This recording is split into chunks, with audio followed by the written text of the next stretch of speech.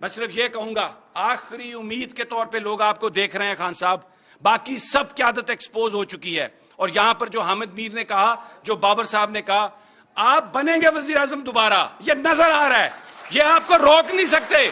जो लोग मजबूरियों का बहाना बना के उन ताकतों के साथ हैं जिन्होंने पाकिस्तान के वसाइल पर कब्जा किया, जो पाकिस्तान के अवाम को उनके उस हक से महरूम करते हैं कि जिसको वो चाहते हैं, उसको हक के हुक्मरानी आप अगर नहीं देना चाहते, और ये सब कुछ अगर आप करते हैं किसी बड़ी ताकत के इमा पर, उसके मफाद के लिए, तो इसका ताल्लुक फ्रीडम ऑफ स्पीच से है। मैं ये हल्फन कहता हूं कि मैंने अपनी जिंदगी में इस तरह लोगों को निकलते नहीं देखा।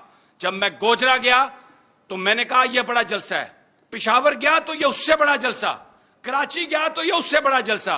अब तो खैर हम, क्योंकि पर्चे दर्ज हैं, मैं इस्लामाबाद की हद से निकल नहीं सकता, नहीं तो मैं जाता और मैं कवरेज करता, वहां पे हम आपको दिखाते जो लोग हैं। मैं यहां पर जिक्र करूंगा इमरान रियाज का और उसको सलाम पेश करता हूं।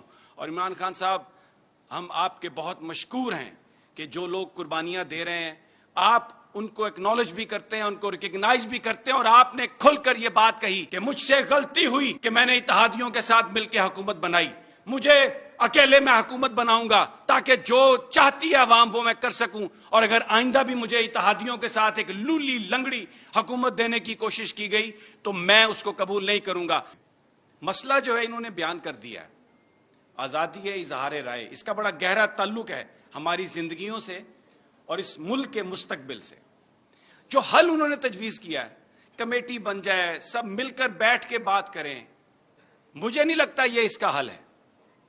क्योंकि जो बाबर साहब ने बात कही और जो जुल्फकार अली भुट्टो ने अपनी किताब में लिखा, जो इफ आई एम असैसिनेटेड, कि मैंने मुआशरे के दो तबकात में एक आबरूमंदाना सुलह कराने की कोशिश की, लेकिन मैं नाकाम हुआ और मैं गलत था।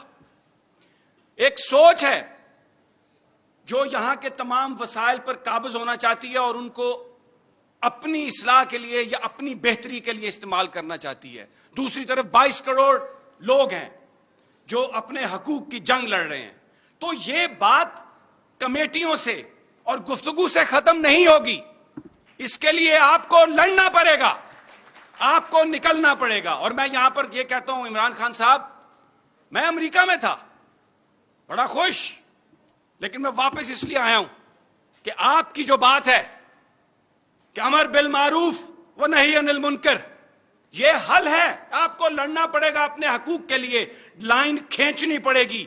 जो लोग मजबूरियों का बहाना बना के उन ताकतों के साथ हैं जिन्होंने पाकिस्तान के वसाइल पर कब्जा किया, जो पाकिस्तान के अवाम को उनके उस हक से महरूम करते हैं कि जिसको वो चाहते हैं, उसको हक के हुक्मरानी आप अगर नहीं देना चाहते, और ये सब कुछ अगर आप करते हैं किसी बड़ी ताकत के इमा पर, उसके मफाद के लिए, तो इसका ताल्लुक फ्रीडम ऑफ स्पीच से है। मैं यहां पर जिक्र करूंगा इमरान रियाज का और उसको सलाम पेश करता हूं।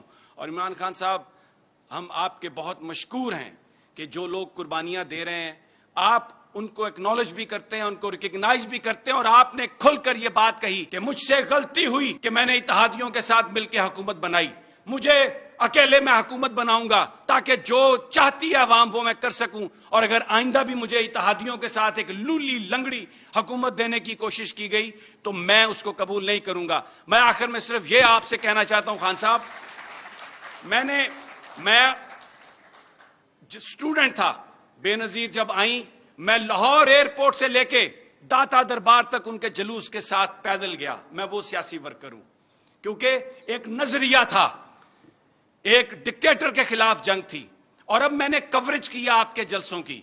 मैं ये हल्फन कहता हूं कि मैंने अपनी जिंदगी में इस तरह लोगों को निकलते नहीं देखा। जब मैं गोजरा गया तो मैंने कहा यह बड़ा जलसा है, पेशावर गया तो यह उससे बड़ा जलसा, कराची गया तो यह उससे बड़ा जलसा।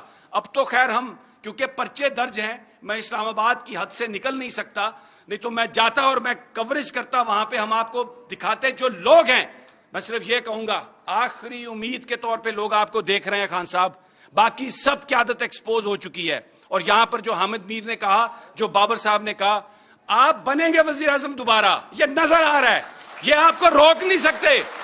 लेकिन खुदा के लिए ये जो बातें यहां पर की गई, इन्हें याद रखिएगा। ये जो सहाफी हैं, आजादी इजहार से, गुफ्तगू से इस्लाह होती है, उससे आपको कोई खतरा नहीं होगा, किसी को खतरा नहीं होगा, इस मुल्क को फायदा होगा, इस मुल्क के लोगों को फायदा होगा। बहुत शुक्रिया साथियों।